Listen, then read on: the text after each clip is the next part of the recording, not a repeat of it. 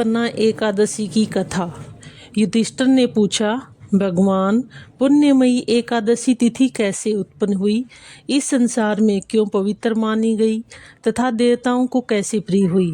भगवान श्री कृष्ण बोले, कुंती नंदन, प्राचीन समय की बात है। सत्ययुग में मूर नामक दानव रहता था। वह बड़ा ही अद्भुत, अत्यंत रौद्र तथा संपूर्ण देवताओं के लिए भयंकर था।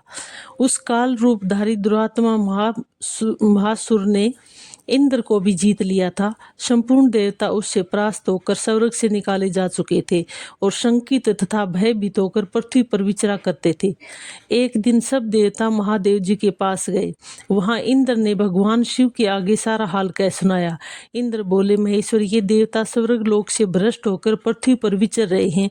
मनुष्यों में रहकर इनकी शोभा नहीं होती। देव, कोई उपाय बताइए। देवता किसका सहारा ले। महादेव जी ने कहा, देवराज, जहाँ सबको शरण देने वाले, सबकी रक्षा में तत्पर रहने वाले जगत के स्वामी भगवान गरुड़ ध्वज विराजमान हैं, वहां जाओ, वे तुम लोगों की रक्षा करेंगे। भगवान श्री कृष्ण कहते हैं, युधिष्ठिर, महादेव जी की बात सुनकर परम बुद्धिमान देवराज इंद्र संपूर्ण देवताओं के साथ वहां गए। भगवान गदाधर क्षीर सागर के जल में सो रहे थे। उनका दर्शन करके इंद्र ने हाथ जोड़कर उनकी स्तुति आरंभ की। इंद्र बोले, देव देवेश्वर, आपको नमस्कार है। देवता और दानव दोनों ही आपकी वंदना करते हैं। पुंडरीकाक्ष, आप दैत्यों के शत्रु हैं। मधुसूदन, हम लोगों की रक्षा कीजिए। जगन्नाथ, संपूर्ण देवता मूर नामक दैत्य से भयभीत होकर आपकी शरण में आए हैं। भक्त वत्सल, हमें बचाइए। देव देवेश्वर, हमें बचाइए। जनार्दन, हमारी रक्षा कीजिए, रक्षा कीजिए।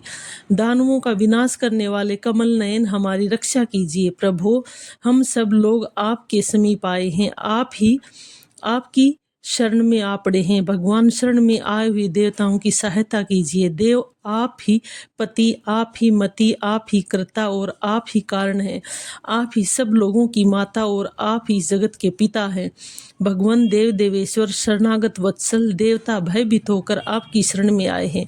प्रभु, अत्यंत उग्र स्वभाव वाले महाबली मूर नामक दैत्य ने संपूर्ण देवताओं को जीतकर इन्हें स्वर्ग से निकाल दिया है। इंद्र की बात सुनकर भगवान विष्णु बोले, देवराज, यह दानव कैसा है, इसका रूप और बल कैसा है तथा उस दुष्ट के रहने का स्थान कहाँ है।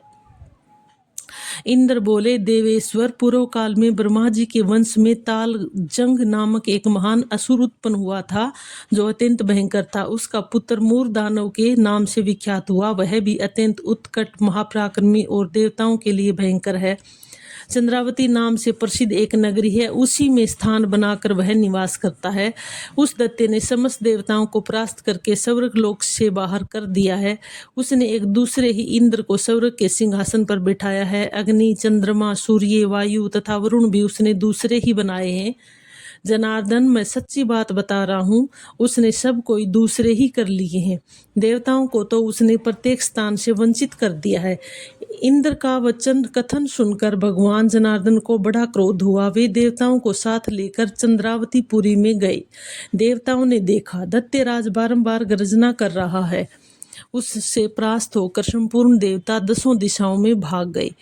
अब वह दानव भगवान विष्णु को देखकर बोला, खड़ा रह, खड़ा रह। उसकी ललकार सुनकर भगवान के नेत्र क्रोध से लाल हो गए। वे बोले, अरे दुराचारी दानव, मेरी इन भुजाओं को देख। यह कहकर श्री विष्णु ने अपने दिव्य बाणों से सामने आए हुए दुष्ट दानवों को मारना आरंभ किया। दानव भय से विह्वल हो उठे। पांडुनंदन, तत्पश्चात श्री विष्णु ने दैत्य सेना पर चक्र का प्रहार किया। उससे छिन्न भिन्न होकर सैकड़ों योद्धा मौत के मुख में चले गए। इसके बाद भगवान मधुसूदन बद्रिकाश्रम को चले गए। वहां सिंहावती नाम की गुफा थी, जो 12 योजन लंबी थी। पांडुनंदन, उस गुफा में एक ही दरवाजा था। भगवान विष्णु उसी में सो रहे। दानव मूर भगवान को मार डालने के उद्योग में लगा था। वह उनके पीछे लगा रहा। वहां पहुंचकर उसने भी उसी गुफा में प्रवेश किया। वहां भगवान को सोते देख उसे बड़ा हर्ष हुआ। उसने सोचा, यह दानवों को भय देने वाला देवता है, अतः निसंदेह इसे मार डालूंगा। युधिष्ठिर, दानवों के इस प्रकार दानव के इस प्रकार विचार करते ही भगवान विष्णु के शरीर से एक कन्या प्रकट हुई, जो बड़ी ही रूपवती, सौभाग्यशालिनी तथा दिव्य अस्त्र शस्त्रों से युक्त थी। वह भगवान के तेज के अंश से उत्पन्न हुई थी। उसका बल और पराक्रम महान था। युधिष्ठिर दानव राज मूर ने उस कन्या को देखा।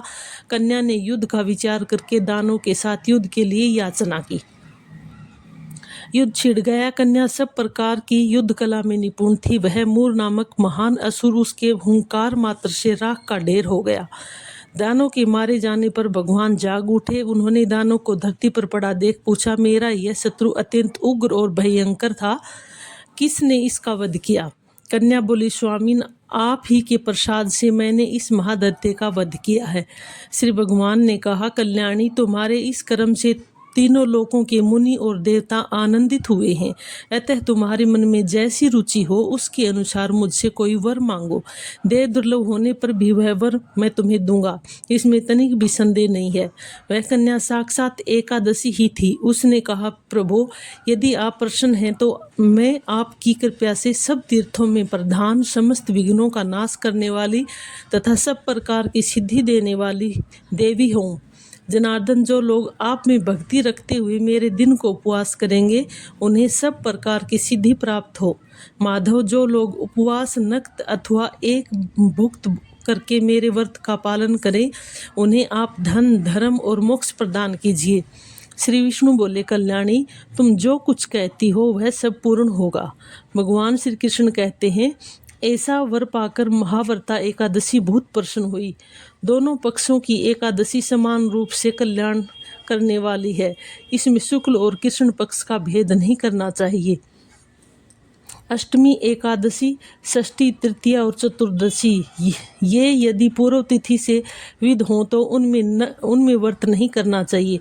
परिवर्तनी तिथि से युक्त होने पर ही इनमें उपवास का विधान है। पहले दिन में और रात में भी एकादशी हो तथा दूसरे दिन केवल प्रातःकाल एक दंड एकादशी रहे तो पहली तिथि का परित्याग करके दूसरे दिन की द्वादशी युक्त एकादशी को ही उपवास करना चाहिए।